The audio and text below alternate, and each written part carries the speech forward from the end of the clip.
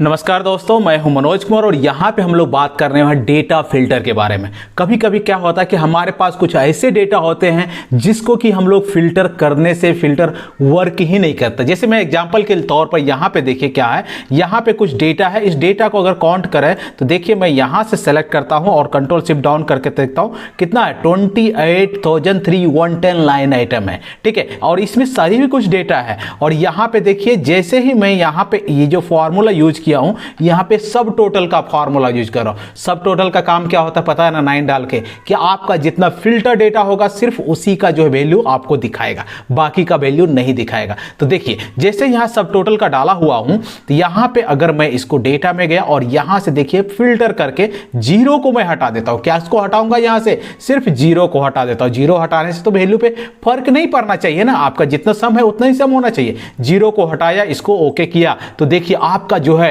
Data सम में कितना का डिफरेंस आ गया। अरे जीरो क्या ऐड होता है? नहीं, डेटा फिल्टर में से जीरो हटा दिया, इसका तो बहुत ज्यादा डिफरेंस आ गया।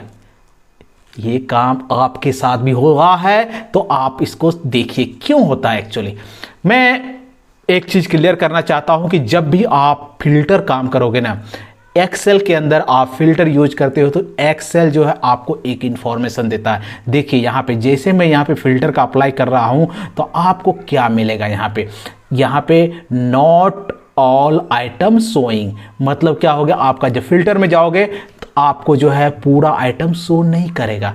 आपका जो फिल्टर में है यूनिक डेटा 10,000 लिमिट होता है एक्सेल का, कि आप जो एक्सेल में ओनली 10,000 तक का ही लिमिट डेटा को आप जो है शो कर सकते हो, फिल्टर कर सकते हो। जब आपका डेटा 1000 से ज़्यादा यूनिक आइटम हो तो ये काम नहीं करेगा। उसके बाद इसको ओके कर दीजिए। अभी चाहिए मुझे जीरो हटाना भी है और यहाँ पे सम भी ना हो, काम कैसे करेगा? उसके लिए जो आपको क्या करना पड़ेगा ना, फिल्टर का एक बेहतरीन यूज है। देखिए यहाँ पे जब फिल्टर में अप्लाई करोगे ना यहाँ पे, तो यहाँ पे देखा नंबर फिल्टर। ठीक है, आप जब नंबर फिल्टर यूज करते हो ना तो यहाँ पे जो है लेस देन, इक्वल टू, बहुत सारा ऑप्शन आता है। देखिए यहाँ पे ग्रेटर देन है, मैं पूछता हूँ यहाँ पे ग्रेटर देन किसका सम मुझे चाहिए, ग्रेटर देन सम चाहिए। किसका ग्रेटर देन चाहिए, यहाँ पे जो है ग्रेटर देन क्या होना चाहिए, जीरो से ग्रेटर देन होना चाहिए। इसका जो है यहाँ पे फिल्टर कर देता हूँ। देखिए जैसे ही इसको ओके कीजिएगा यहाँ पे देखिए जीरो हट गया। यहाँ से आपका जो सम का वैल्यू था उस पर भी कोई इफेक्ट नहीं पड़ा,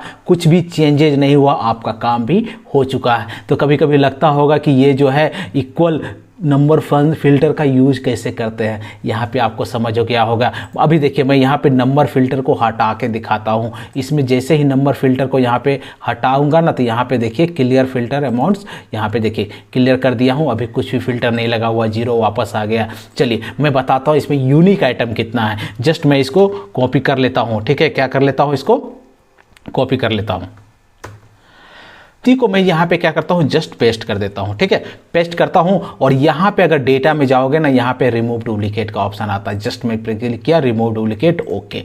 तो देखिए अभी कितना बता रहा है आपको, 20,385 यूनिक वैल्यूज रिमेनिंग। यहाँ पे जो है 7,928 वैल्यू रेज हो चुका है। फिर भी जो है यूनिक वैल्यू कितना, 20,000 वैल्यू यूनिक वैल्यू है, जिसके चलते जो आपको जो है यहाँ पे फिल्टर अप्लाई करने में प्रॉब्लम होता है। और आपका जो लिमिट है फिल्टर का कितना लगा सकते हो, 10,000 तक ही डेटा आपको शो करेगा। उस कंडीशन में जो आप जो है यहाँ पे क्या कर सकते हैं, यहाँ पे नंबर फिल्टर का यूज करते हैं। ठीक है, नंबर फिल्टर का यूज आप इस तरह से यूज करते हो, नहीं तो नोट शोइंग आपको यहाँ पे मैसेज दिखाएगा यहाँ पे। ठीक है, तो आप जो है देखिए यहाँ पे जैसे क्लिक किया तो क्या बोलता है, this column more than 10,000 unit item, only the first 1000 unit item are the display. ठीक है, तो इस चलते आपका जो रिजल्ट कभी कभी आपको फिल्टर में एरर आ सकता है, जो कि आप समझ चुके हैं कि क्यों एरर आता है, आपका डिफरेंस क्यों चेंज होता है। ओके, तो कैसा लगा आपको ये थोड़ा सा इन्फॉर्मेशन? आशा करता हूँ कि आपको समझ में आया होगा। फिर भी कुछ डाउट हो तो मुझे कमेंट सेक्शन में जरूर लिखो। ठीक है, तो इस वीडियो में इतना, मिलते कुछ न्यू आइडिया न्यू ट्रिक के साथ नेक्स्ट वीडियो में। तब तक के लिए धन्यवाद, थैंक यू।